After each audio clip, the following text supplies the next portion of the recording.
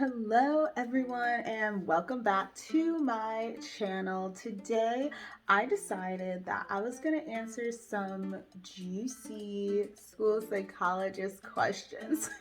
So they're not questions that I didn't have a Q&A where I have people send in the questions, but I noticed that there are people who ask these questions either to me or to my friends or on other videos that I see, and I feel like these are questions that are ignored or are given a really broad answer. So of course every experience wherever you're working is going to be different, but I'm going to try my best to answer the questions based on my experience or maybe some of my friends' experiences. If I can't really give a good answer, but maybe they helped me out. So stay tuned if you want to learn some more.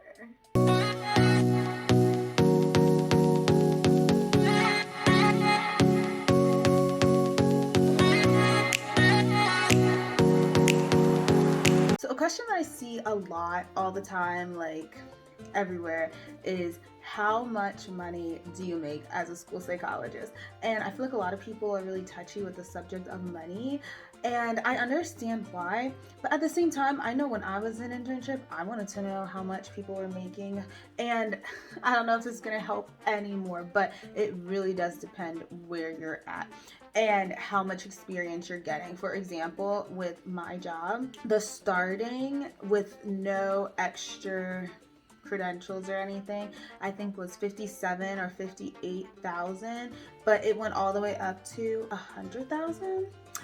Actually, I think it was like 108,000 or something like that. But the more years of experience you have, if you have any credentials, so depending on the school that you went to, like the program, if it was NASP approved, if you have your EDS certification, that all adds on, so you'll get paid even more. So I didn't start at the 58,000 because I have my EDS, and that already pushes you up in the pay scale. And then that's just my district. So there's districts around me, and some of them, they start at like 50,000. But then I know some people who don't live here, like in the state, and they're starting with 65,000. I know some people who are school psychs, granted they've been working for about 10 years, and they're in Pennsylvania, and they make about 90,000. So it really, really depends where you're at, what district, how much they're willing to pay, and the experience that you have. But I feel like that's something that you want to know. So if you can, ask people who work in the district, and maybe they'll tell you your pay to get a general idea of, okay, am I getting paid a lot, a little, the usual amount, because that's important. It's really important to know. And depending on if you have your like nationally certified NASP certification that they have, that could also bring in more money. Like I have a couple of friends that because they have that, they already get a bonus each year of a couple $1,000s. Like I don't in my district, but that is also a possibility depending on what state you're in and what district. So definitely something to look into. I do not take the making money lightly. Like you need that to survive. So you want to make sure that you're getting paid a good amount. Especially I feel like if you start wherever you start, then you go somewhere else, you can kind of wager higher, like if you start really low, like if you started at like 40,000, then you wanted to go somewhere and make 70, you can't really make that leap. But if you're already making 70 in your base job, you can go up. Like it's easier to go up. So just my little tidbit of advice there. Another question is like, how many days do you have off? What days do you have off? So for me, I'm on the 11-month contract, and we have all of July off, and we're technically working in August, but honestly the working in August is more like get ready, or we're kind of as needed. So sometimes there's evaluations that have to be done in the summer, so you might do one here or there, but the kids aren't back in school yet, and the teachers don't come back till later. So August is really slow, at least the August that I just had. I also was just starting. But we have all of July off, and I think we work most of June. I have some friends where it's not like that, like they have July off, but they are working the whole time in August, and sometimes the kids come back in August. But also in my school, we get the holidays off, so we have Christmas off, Thanksgiving, New Year's, but we also have some Jewish holidays off, and we get a spring break along with an Easter break as well, and obviously like the snow days too. But I know not everyone gets as many days off as we do. Like I have a spring break, but some of my friends don't. That's just another thing that you would have to look into. And I also know like I work almost till the end of June. Some people work till the beginning of June. So it really depends on the district, but that's how mine is set up. What is the work really like? Is it really busy? So I feel like that really depends on your district and how many schools you have. For me, personally, it can get busy. Like it goes through waves. So sometimes it's really slow. Like there's nothing going on, and then all of a sudden I get a whole bunch of kids coming in that need evaluations, and I'm just like, this week and next week it's just testing kids. And then there's students that I also have to see to counsel. But the nice thing is that you build your own schedule. So like I know that as soon as I get a consent form, I'm gonna go test a kid, and that's what I do. I like talk to teachers, give them rating scales, all that. Then after I test all the kids, I write up all the reports. In the meantime, obviously, if I need to like see a student for any threat assessments or just the usual counseling, then I'll do that. So it really goes in waves, and some schools are busier than others. Like I have some friends that are working after school hours and getting there super early so that they can try to catch up. I only work during my school hours. I have not taken any work home with me yet. I try to keep that as my hard rule. If I absolutely have to, then I will. But I try my best to not take any work home. And I'm lucky enough to do that in this situation in the school I'm at, but I know that's not always the case. So it is really like build your own schedule, but a bunch of things can arise and kind of throw off your schedule. But I wouldn't necessarily say for me that it's super busy, because sometimes it is, sometimes it's not.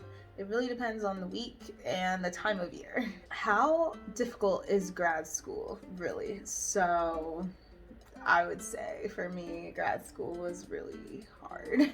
And it wasn't hard in the sense of work. Like doing the work wasn't hard. Like I got good grades and I was able to do the test. It was hard in the sense of you don't make money, like even you, so then you want a graduate assistantship to help you with money in your tuition, but they pay you so little, and that would take up so much of my time, because I would do that like almost 5 hours every day. And then you have your classes, which for us it was in the nighttime, and those were like 3-hour classes, and you would have 3 of them if you're full-time, 3 or 4 times a week. And then they want you to also somehow go out and do outside stuff. So like doing your internship, doing your practicum.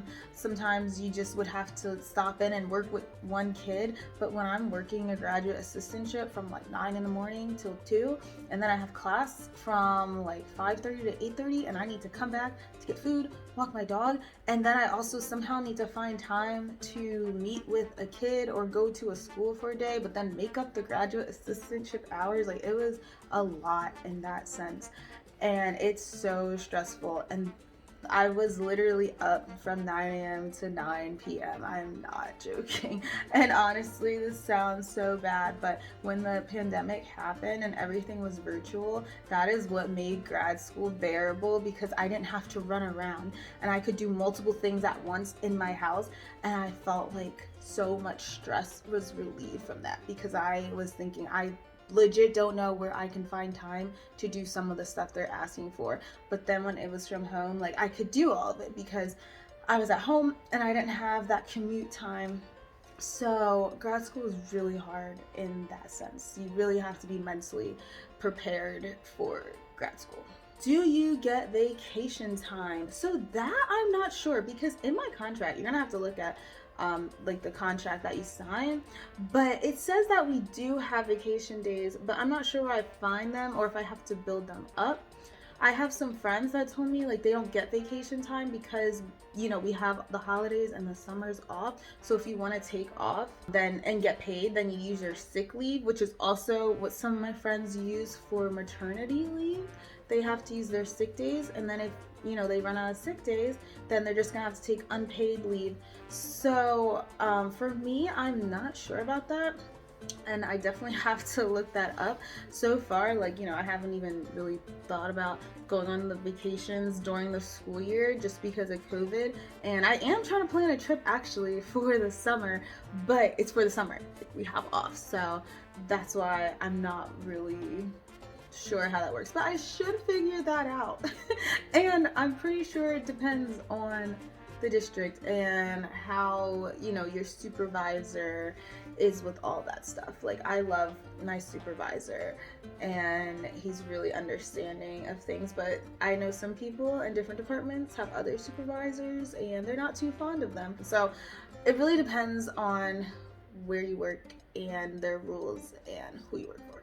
Do you need to be good at public speaking or be an extrovert to work as a school psychologist? I feel like you can be, of course, but you don't have to be. Like, that's not a requirement of the job. You do not have to be one of the louder school psychs. You could be a quieter school psychs. I personally am one of the quieter ones, but I know plenty of school psychs that are out there and try to get everyone, like, when they're there, when their presence is there, and there is nothing wrong with either. I think that both have something to offer, and depending on the environment, you might want a louder school psych, you might want a quieter school psych. It really depends on the roles that you are doing in the school and just how well you are meshing in that environment, because every school has its own culture. So I think that you really need to think about that part of it. But I would say don't be afraid to be a school psych if you're more of an introvert, because I consider myself to be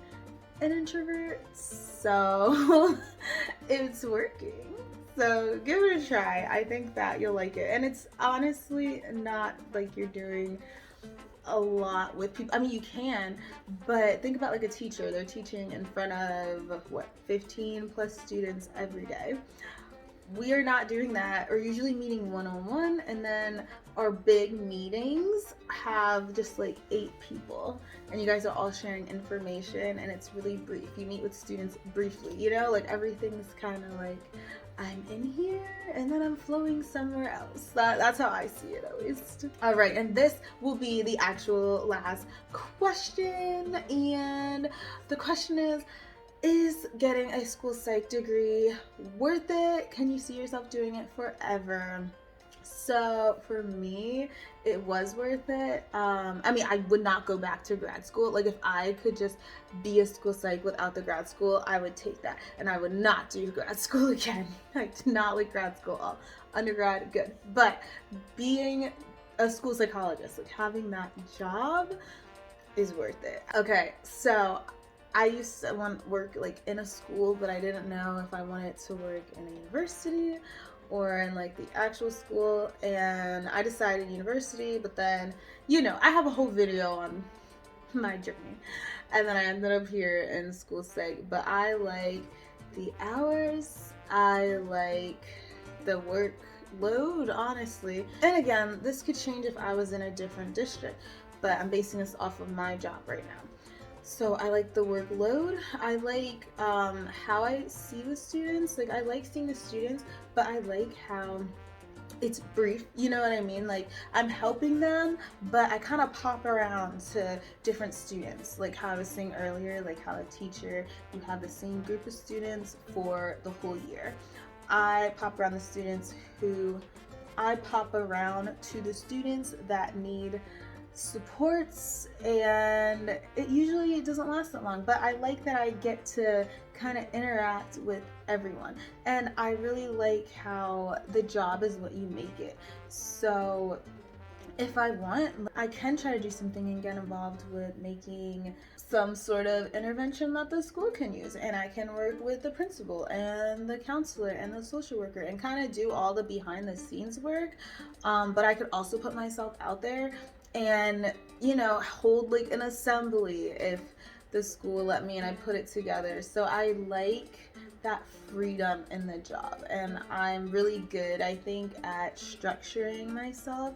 So I really like that I can kind of plan what I'm gonna do and when I'm gonna do it, and that I don't have to do like this thing at this exact time all the time, and it's different every day, and I love that so much. And can I see myself doing that forever?